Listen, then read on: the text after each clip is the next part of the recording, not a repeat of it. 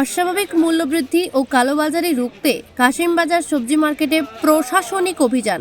রাজ্যে অনিয়ন্ত্রিত আনাজ ও খাদ্য সামগ্রীর দাম নিয়ন্ত্রণে রাখতে মুখ্যমন্ত্রীর কড়া বার্তার পরেই মাঠে নামল প্রশাসন। অস্বাভাবিক মূল্যবৃদ্ধি এবং কালোবাজারি ঠেকাতে মুর্শিদাবাদের বহরমপুরে ঐতিহ্যবাহী কাশিমবাজার সবজি ও মুদি মার্কেটে আচমকা যৌথ অভিযান চালালো প্রশাসন ও পুলিশ। মঙ্গলবার এই বিশেষ অভিযানে নেতৃত্ব দেন বহরমপুরের মহকুমা শাসক সমীরণ বারিক এবং ডিএসপি ডিএনটি সুশান্ত রাজবংশী। তাদের সাথে ছিলেন জেলার কৃষি বিপণন ও মাপজোক বিভাগের একাধিক উচ্চপদস্থ আধিকারিক। অভিযান চলাকালীন আধিকারিকরা বাজার ঘুরে আলু, পেঁয়াজ, অন্যান্য আনাজপাতি সহ মুদিখানার নিত্য প্রয়োজনীয় জিনিসপত্রের দাম খতিয়ে দেখেন।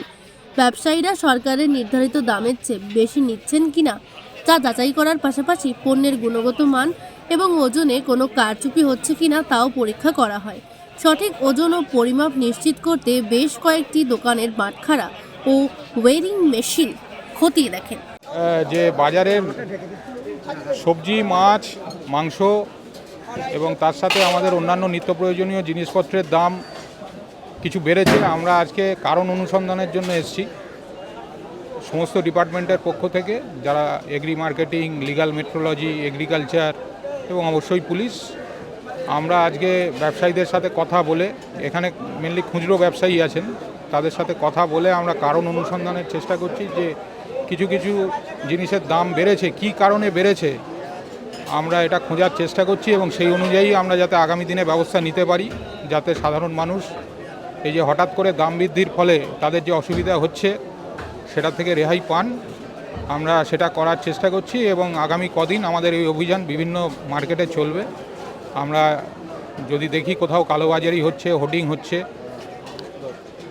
বিশেষ করে চিনি, চাল, ডাল এইসবের গুদামজাত করে কৃত্রিমভাবে দাম বাড়ানোর প্রচেষ্টা আমরা যদি কোথাও লক্ষ্য করি, আমরা সঙ্গে সঙ্গে সেখানে ব্যবস্থা নেব। না, এখনও অবধি সেরকম দেখিনি।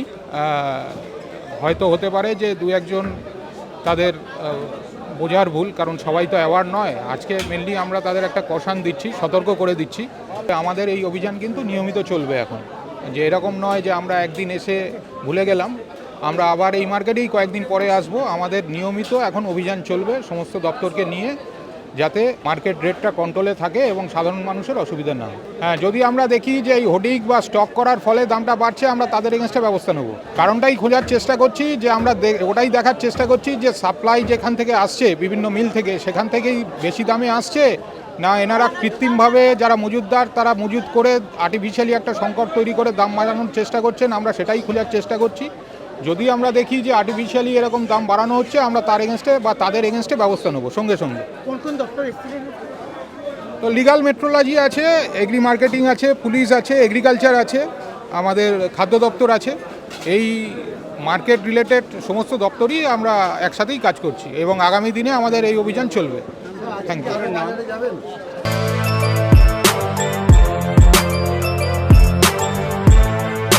এখন অনেক বড় শ্রী লেদার্স, হাওড়া ময়দান।